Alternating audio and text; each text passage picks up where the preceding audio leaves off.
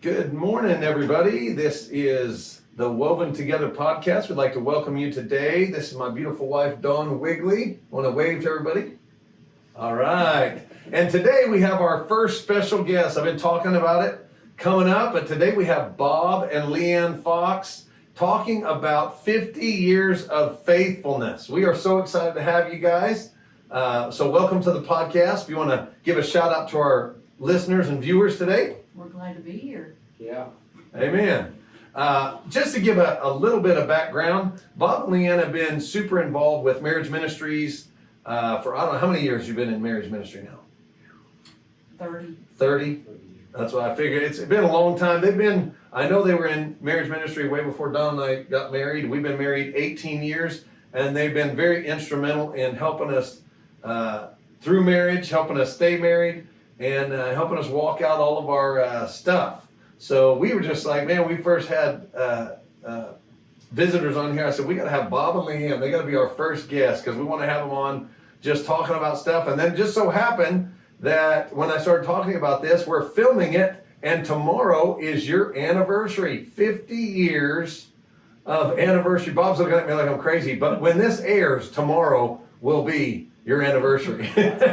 So we're talking a week ahead, but we recorded all early. But Bob's going, man, I better not be in trouble here. I'm gonna let you off the hook, Bob.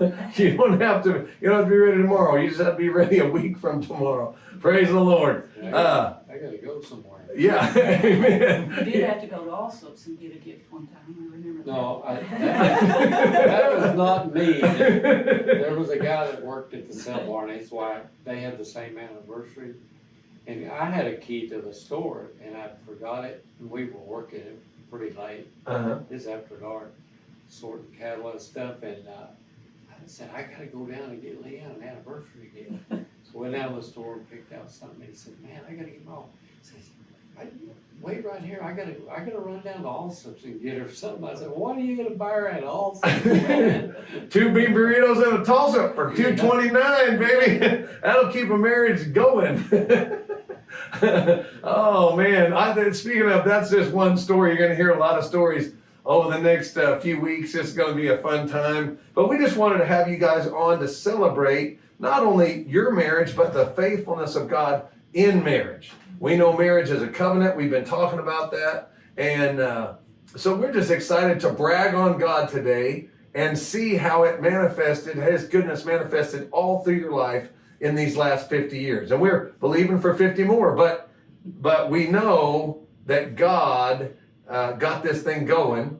And so why don't we start out just kind of talking about how you and Bob met, LeAnn. I know I don't want to make Bob tell that story because he's got plenty of stories today, but I know you probably remember more vividly than Bob even the day y'all met or when you met, and just kind of run us through a little bit of that time. And you can jump in there too, Bob. Just get us going with when you met and kind of how long you've actually known each other. Well, when I started the first grade in San Juan, New Mexico, a little farming community in New Mexico, Bob was in the 3rd grade. I'm sure I saw him out on the playground. He was in the same class with my brother. I wasn't real interested in boys, but I had a brother. Amen. I had a best friend, and but I got really aware of Bob probably in junior high. He wasn't very aware of me, but I was very aware of him. I had a super crush on him for years, and he dated everybody but me. My cousin, he did. I thought he was never going to get interested. People they were just her cousins. It stung worse because they were your cousins, so it seemed like more people. Which half of them there were my cousins. Yeah, out of a class of 18, I had 4 cousins in there, so it was a kind of a family deal. But maybe Bob was on a fact-finding mission. He was really trying to get closer to you, so he was dating your cousins, getting to know all about you. So when he asked you out, then right, Bob? Yeah. Well, she really had to marry me because I was the only one in town that wasn't her cousin. Oh, there we go. Oh, that helps your options. LeAnn was dating because they were all her cousins. Praise the Lord. Okay, go ahead. Sorry. Well, when I was in the 7th grade, my cousin hosted a Sadie Hawkins dance, and that's the kind of dances you have when little girls want to ask little boys, because the little boys are not asking them. Yeah. So I asked Bob to that, and he went with me. He was an 8th grader then, and I was a 7th grader.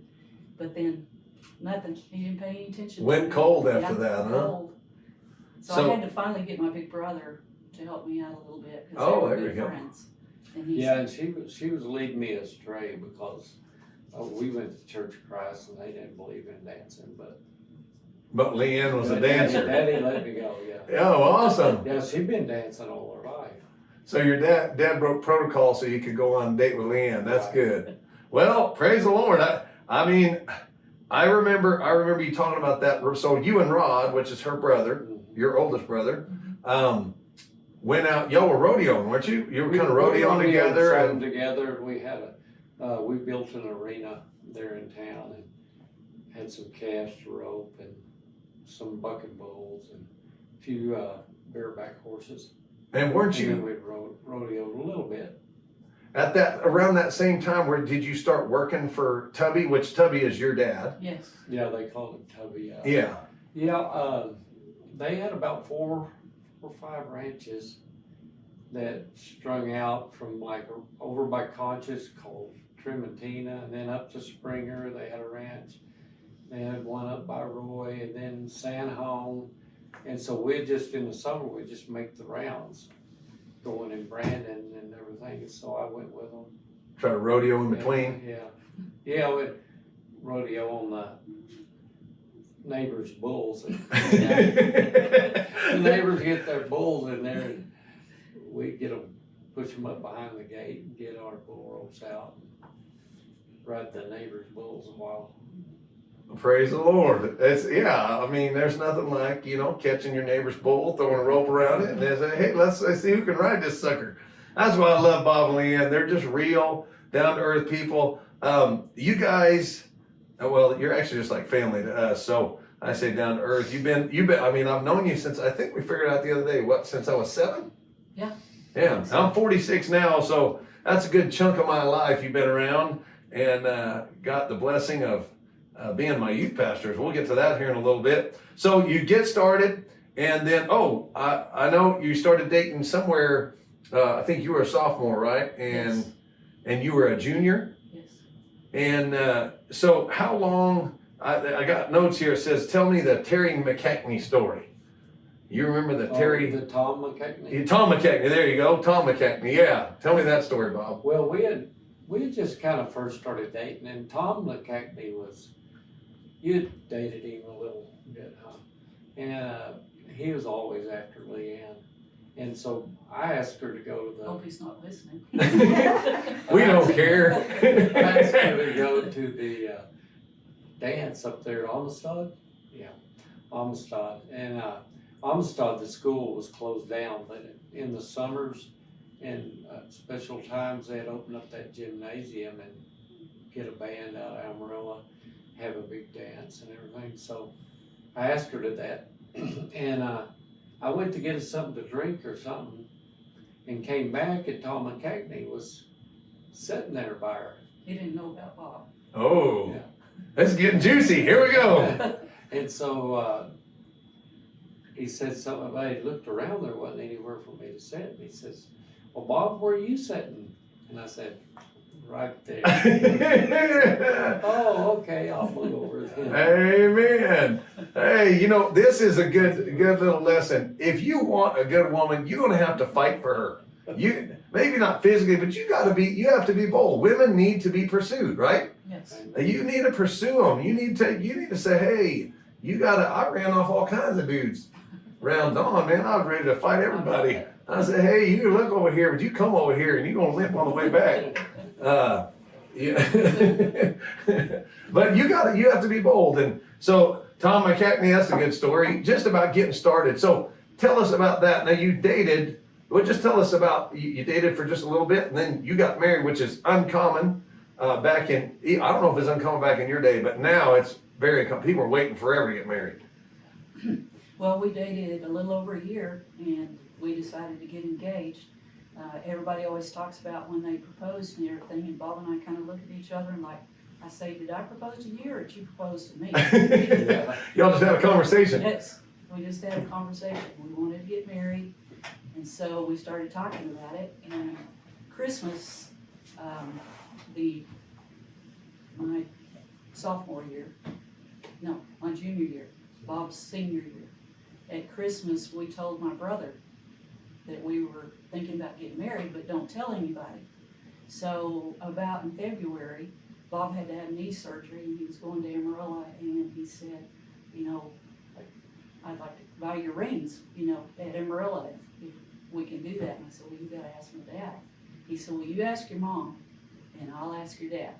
Which my dad he was definitely the head of the house. Yeah. He was the authority there.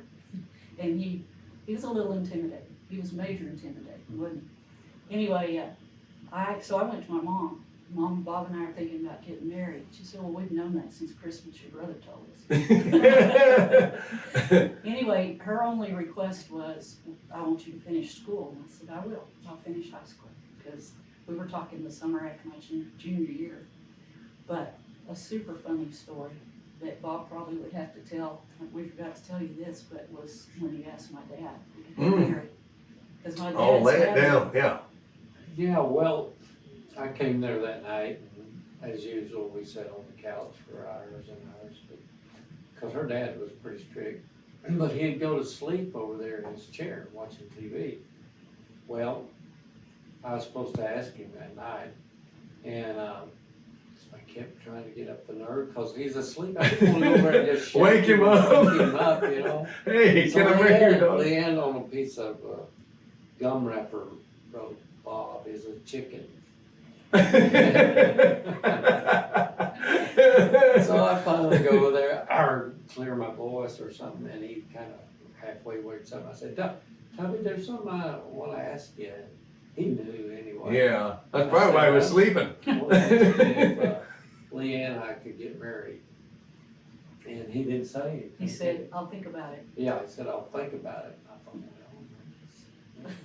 well, That's kind of like when people tell you they're gonna pray about So we didn't further. it. Yeah. But what was it, the next morning, Yeah, your mom or your dad found that piece of Yes. paper? Yeah. Laying on the couch.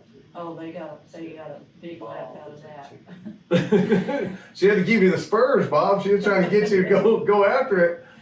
Just like you fighting for her, she was going, hey, I'm ready. You better make this thing happen. But they agreed to it. And we got married that summer, huh? I was 17, Bob was 19. Amen. So you got married in high school. You ended up finishing high school. I did. That was probably interesting, Bob. I remember you were saying, because y'all lived way out of town, right? Yeah, it was about, that ranch we was on was about 35 miles from San Home. So you did you ride the school bus? I Bob rode the taking school bus. rode We the only had school one bus. vehicle and Bob needed it, so I rode the school bus. You get on there with all those youngins while you're married Before Yeah. daylight. before daylight. Well, there wasn't very many that rode that school bus, but the first ones they picked up, they picked, about 5 of you up in a car. Mhm. And then they met at the highway and got on another bus. It was a station wagon. They picked them up.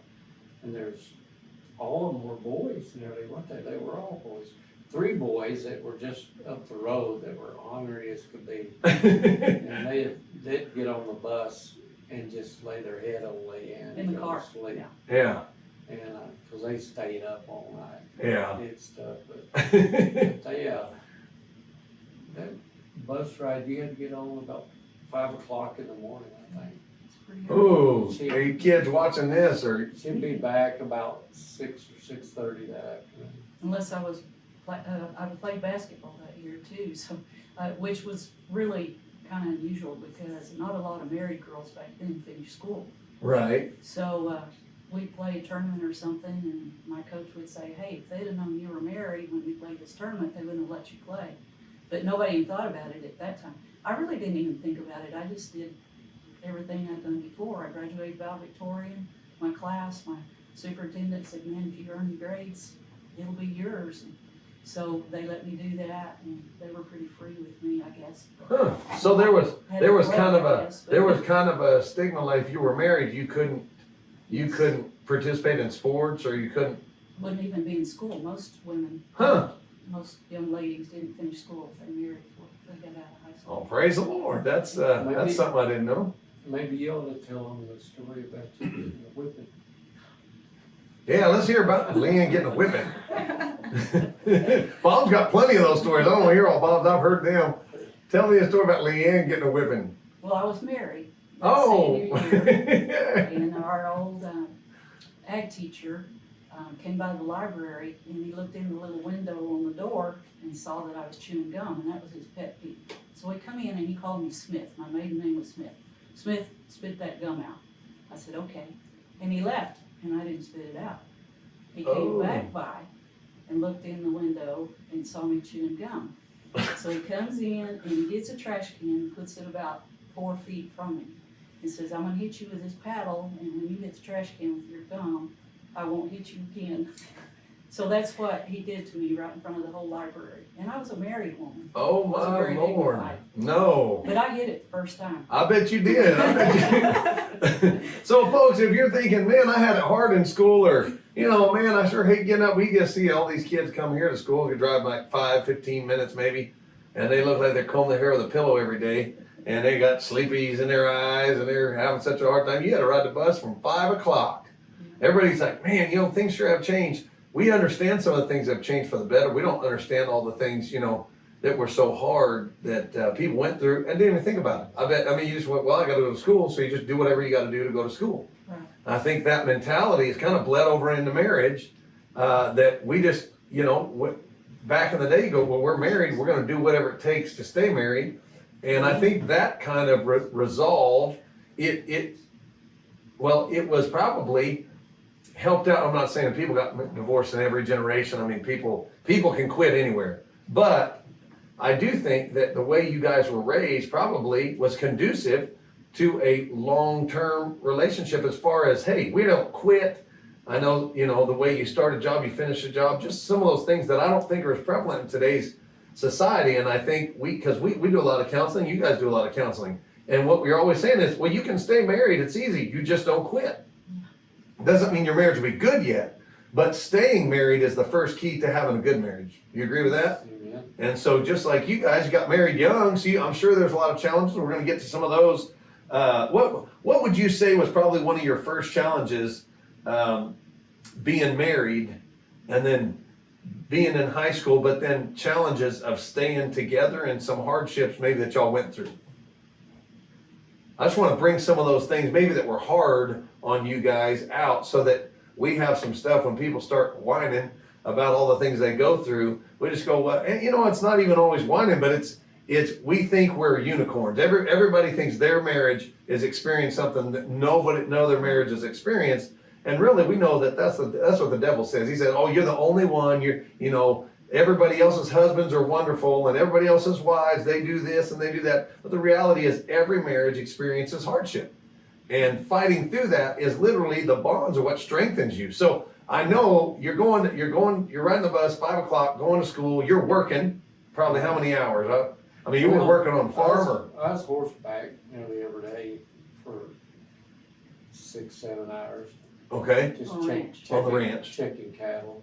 Was working for Jack Frost Okay, there you go. from Happy, Texas. From Happy, Texas. All right.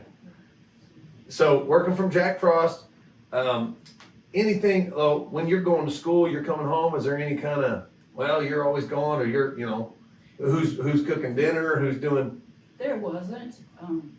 You know, I'm trying to think, probably the hardest thing we went through is I just wanted to be home with him, and I had to get up and go to school. And I hated not being there because, you know, from the beginning, I think that is one thing that Bob and I really had going for us. We liked each other. Amen. We were good friends. And I'd rather be with him even today than with anyone else. And then I just wanted to be home. I just wanted to be at the house with him. Amen. I wanted to have a baby soon. It was a couple of years before we got our first baby, but that's probably the hardest part about it, because Bob very seldom, when he gets mad at me, I really deserve it. And he wasn't mad at me because I was gone. I don't remember who was cooking. I think I did all the cooking back I then. could tell you what I ate every day.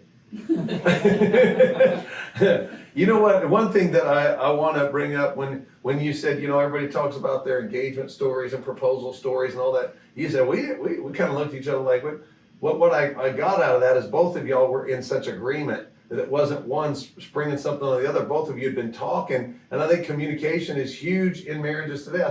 I think people nowadays are really good at proposing. You know, gosh, they make such a big deal, and you take somebody to prom, and they act like, you know, they're about to make a lifelong commitment. And we're good at celebrating individual moments, but we're not great about continuing communication in a relationship and being open and building those things when nobody's watching, when there's no fanfare, when there's no, you know, so agreeing, you know, you guys both knowing, hey, we're going to get married, just talking about that. I just think it speaks to maybe the relationship you already had and then building on that. So I think that's awesome.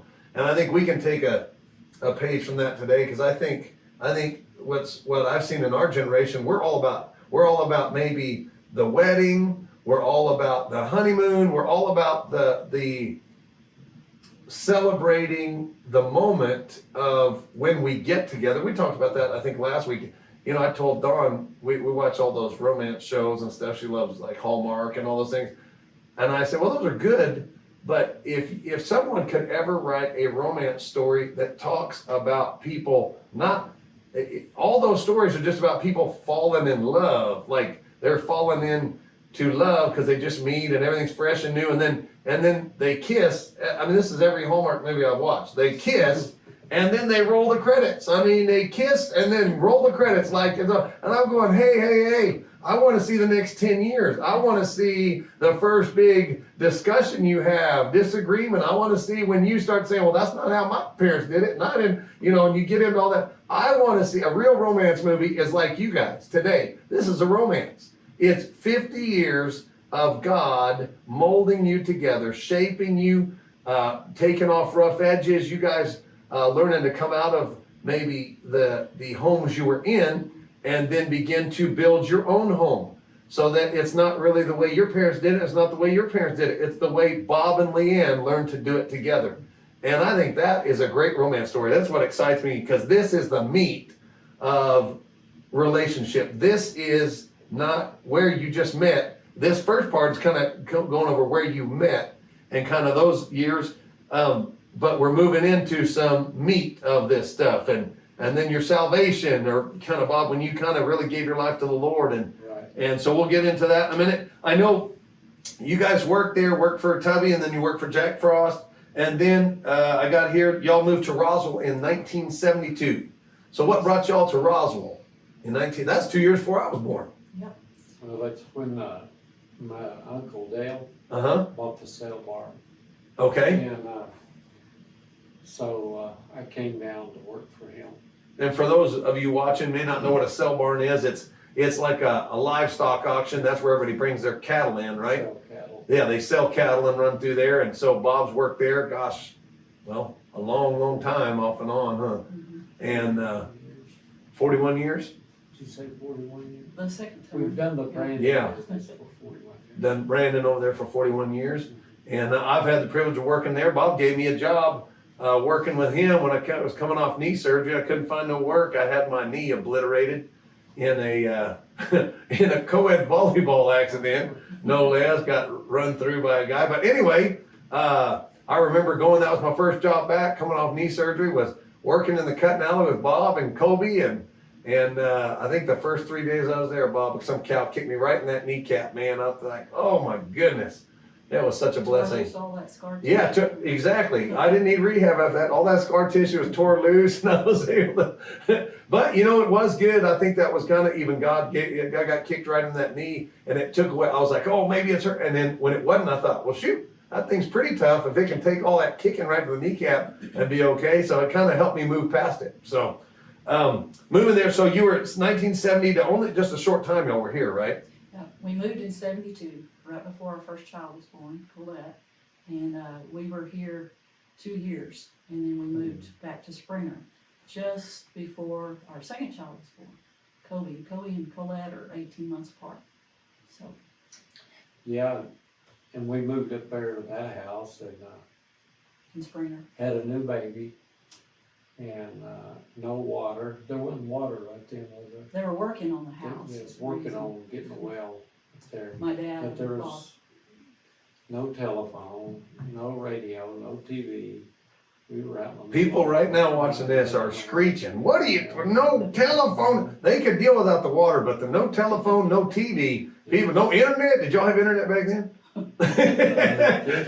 They wouldn't even know such thing as Back internet, before yeah. there was any cell phone. Yeah, no cell phones. Well, there wasn't even cell phones till I was maybe in high school, so, We you didn't didn't, even have a landline though, so. yeah. We finally put one in, we had to put it in ourselves. But, we was real hungry for people, you know? Yeah. We didn't see very many people. So we Yeah. got to going into town and looking for a church and started going to a little Baptist church that was really filled with the Spirit and just a great little church. And the pastor had taught school with my dad. So, man, we never missed church because we got to see somebody. And this was in Springer, so you guys, okay, now did you moved to Springer, and that's kind of where you started going to that Baptist church. Mm-hmm. And then from Springer, I don't want to hit on this. We're gonna kind of wrap this first episode up here in just a second. I want to talk about that because you guys want to come watch this next episode. This second episode is kind of when we get into Bob and LeAnn's spiritual awakening. I want to call it that, where God starts to really move in your life, just for the sake of getting us to where we're headed. So you went to Springer. You were there how many years? 3. 3 years. Okay. And then you went to San Home Yes. from Springer. Mhm. And didn't we, I think that's where you started youth ministry. And we'll get into that here in this next episode. We'll get into that. So you stopped. Do you have something? Oh yeah. Oh, praise the Lord. Yeah. Yeah, I want you to tell this story, Bob. I know you moved there. You're working on a ranch for Tubby at Springer. This is one of the best stories, guys. We'll kind of wrap it up with this here in just a minute. But there was a story Bob told me way back, and I've never forgot the story. And every time anyway, we're gonna love it. But so you're working out on Tubby's ranch, Mm-hmm. and LeAnn is helping you drive. I don't know. Well- But just tell us the story how it all gets started. We were calving out about 200 heifers. So, you know, you probably, when you got that many, you're gonna pull about 50% of the calves, you're gonna have to help them. And we had them scattered everywhere because it's a pretty big ranch. And we were checking them one morning, and one of the heifers was having trouble having a calf. And so I didn't want to go back to the house and get a horse. So I said, well, we'll just rope her out here in the pasture. And so LeAnn got over there to drive, and we had the kids. I think Kobe was pretty little, and he's in one of them little baskets in the floorboard. And Colette, she was just standing up, wanting to see what went on. That was for how car old she seats. was on. Yeah, or seatbelt. Probably 3 or so. Old enough to stand up and watch. Yeah, yeah. But, so I told LeAnn, I said, I'm gonna get in the passenger side window, just one leg already out, and hang my body out. And Oh, yeah. Hook my foot Yeah. inside the pickup. Stay in that mic. And, Yeah, yeah. and Bob you- said he was hanging one leg outside the window and one leg inside. He was just kind of hanging out of the truck. And she was gonna put me up on that cow on that side. And she did. We was hauling it across that pasture. And I got the cow caught, but I got half of it around her head, and she got a foot in it somehow, so you really couldn't pull on her good. But the minute I roped her, for what reason, I don't know, LeAnn just turned off like this. Turn off like a good cutting And horse. I was going Or like a this good way. roping horse, right? You just Yeah, good. She did it the way a horse would have done it, just cut off, but I wasn't tied on to nothing. And I just go, foo, just flying out the window. But I landed on my feet praise the Lord. and had just barely enough rope to hang on to. And I ran for about 2 miles before we got that cow stopped up in the corner. And I tell her, what were you thinking? Every step he was taking was a about 5 yards Yeah, because I that just- cow was pulling on him. It was just hitting the ground every once in a while. Never run so fast your whole life. You know what I love about all these stories? I have these memories because I've been out with you doing different things, and I just see Bob flying out the window of his truck, full on, hit the ground, you're running, run a couple miles. Well, what I love most about this story, LeAnn said this, we were talking about it the other day, and she said, you know what I love about Bob? And you said your dad, boy, if you screwed up like that, he's gonna let you know, he'd light you up, verbally, just like, boy, what the heck were you thinking, and how it was so different because you were always waiting for Bob to yell at you, and he just never did. Yeah.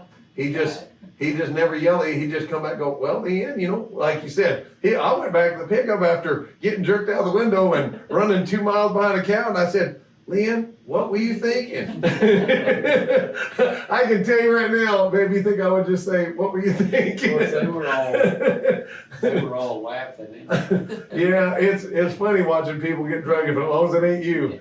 But that's just, so you work through those types of things. With those stories, some people can literally get divorced over something like that. Some people can never forgive over something like that. And you guys just turn that into a funny, Bob just comes back, and I've seen you over the years, Bob. One of the qualities I love about you most is no matter what we're doing, we're branding, we're working cattle, we're doing anything, something could go terribly wrong.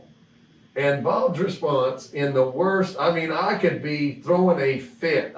Just what not, going crazy over something. And Bob will just go, oh, don't worry about it. We'll just take care. He just never gets to the point where it's like overwhelming. He just stays a moment. Life's never been too big for you.